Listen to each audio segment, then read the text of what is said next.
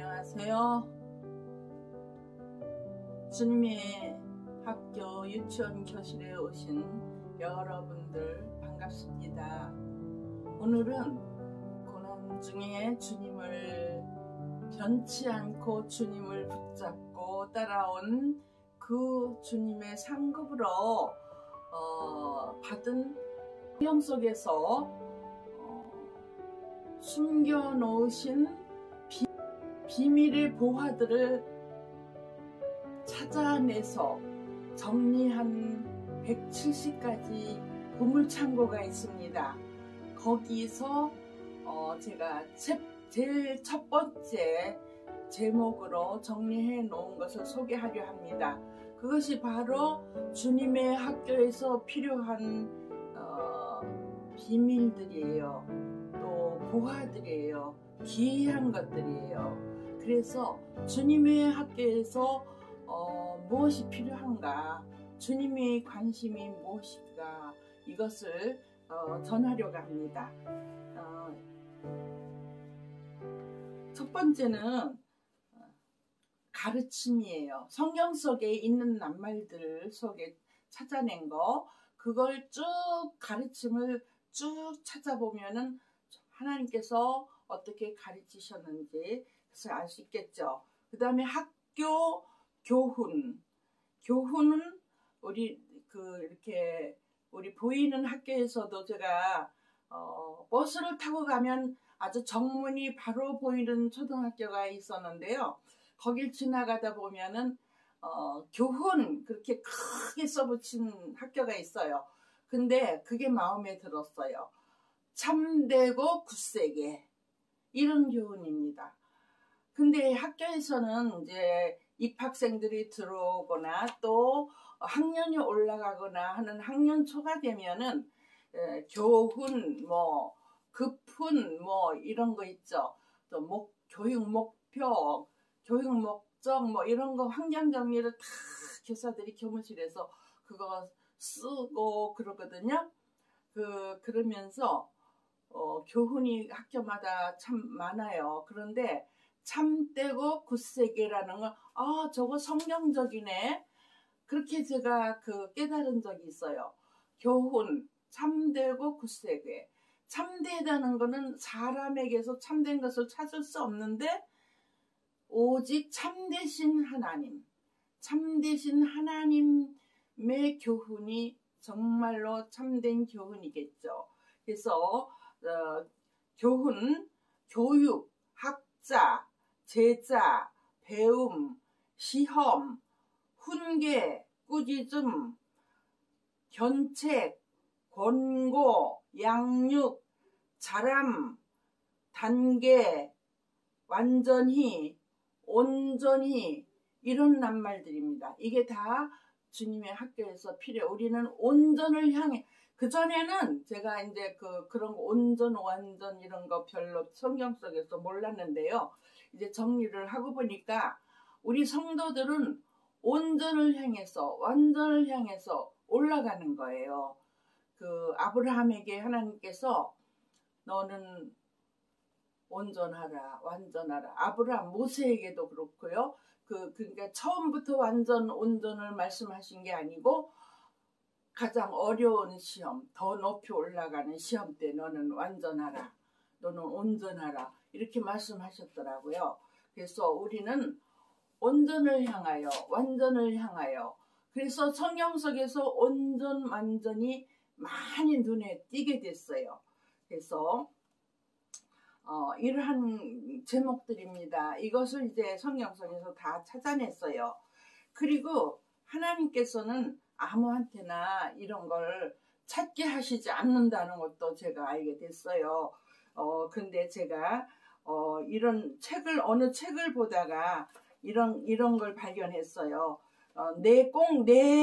내가 쓰고 싶은데 나는 그렇게 못 쓰는데 어떤 분이 이런 걸 썼더라고요. 그 시를 썼는데 그게 나는 저렇게 표현을 못하는데 참 그분은 그렇게 표현을 했구나 하면서 제가 이제 제가 만든 책에도 그 시가 있어서 그걸 올려놨는데요. 이런 거예요. 열린 손에 임하는 축복을 노래한 어떤 분의 시, 이렇게 제가 이제 제목으로 이렇게 하고요. 어떤 과정을 거쳤나, 이런 과정 거쳐야 돼요. 내 속에 있는 모든 것, 더러운 거, 모든 내 희망, 내 소망, 이런 거 다 버렸을 때 하나님께서 채워주신다는 거죠. 그래서 이렇게 제가 읽겠습니다. 하나하나씩 그분은 내게서 앗아가셨네. 내가 가장 소중히 여기던 그 모든 것들을, 모든 번쩍이는 장난감은 다 잃었네. 내가 빈손이 될 때까지 내 누더기와 가난 속에서 이 땅의 거리를 걸었네. 슬퍼하며 그 빈손을 내게로 들라. 나를 부르시는 그 음성을 듣기까지. 그때 나는 내 손을 하늘로 내밀었네. 그 손을 그분은 가득히 채우셨네. 자신의 넘치는 부요함으로 더 이상 담을 수 없을 때까지 내 어리석고 둔한 마음으로 마침내 나는 알았네. 이미 가득 찬 내 손엔 하나님도 그 보물을 부어주실 수 없음을. 이런 시입니다. 얼마나 표현을 잘했는지요. 그래서 제가 이제 이런 기다림이라는 말로다가 이제 또 뒤에 이었는데요. 나는 헛되지 않은 기다림으로 기다리다가 천국도 소유했고 천당도 소유했습니다. 그런데 하나님은 가끔 시험도 하십니다. 마치 세상 학교 시스템처럼 한 학년 올려주시기 전에 실기 시험 문제를 내주십니다. 이론으로 알고는 있지만 실기 시험은 쉽지 않습니다. 시험하는 자의 등장으로 잔인하다고 느껴질 만큼 마음이 아프고 세상을 다 산 것 같은 시험입니다. 시험은 사람들이 생각하는 것처럼 장난이 아닙니다.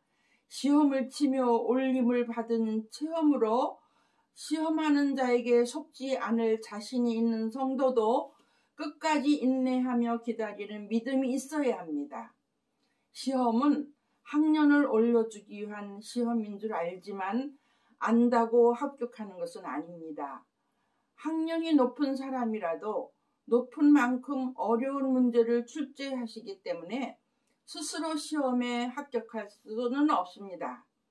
그렇다면 어떻게 합격하여 올라갈까요? 오직 긍휼히 여기시는 아버지의 은혜로 합격시키시는 과정이 있습니다. 시험이 오면 오직 주님만 바라보며 주님을 찬송하며 주님의 말씀 안에서 나를 낮추며 기다립니다. 사람을 기다리는 일은 실망도 오고 스트레스도 받고 짜증도 나고 화도 나고 하면서 헛된 일이 되기도 합니다. 더구나 주님의 학교에서 출제되는 시험 때에는 사람에게 실망할 일이 생깁니다.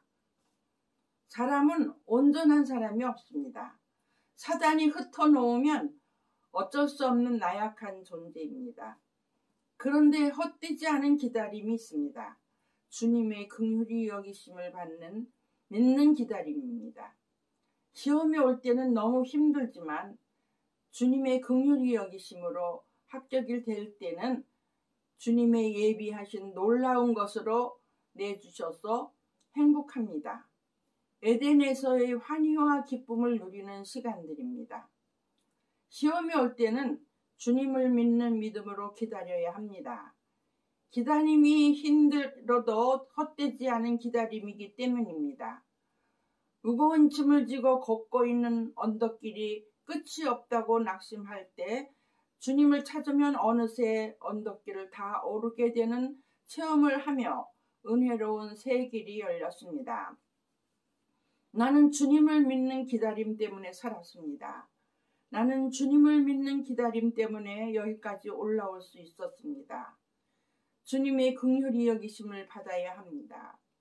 주님의 긍휼히 여기심을 받아야 올라갑니다. 교만은 하나님 앞에 큰 죄입니다. 거짓말하는 자도 하나님 앞에 인정을 받지 못합니다. 창세기에 기록되어 있는 첫사람 아담은 교만이 발동되어 하나님 말씀을 거역했습니다. 성경의 마지막 책인 요한계시록에 기록하신 거룩한 성에 들어가지 못할 자도 교만한 자와 거짓말하는 자입니다.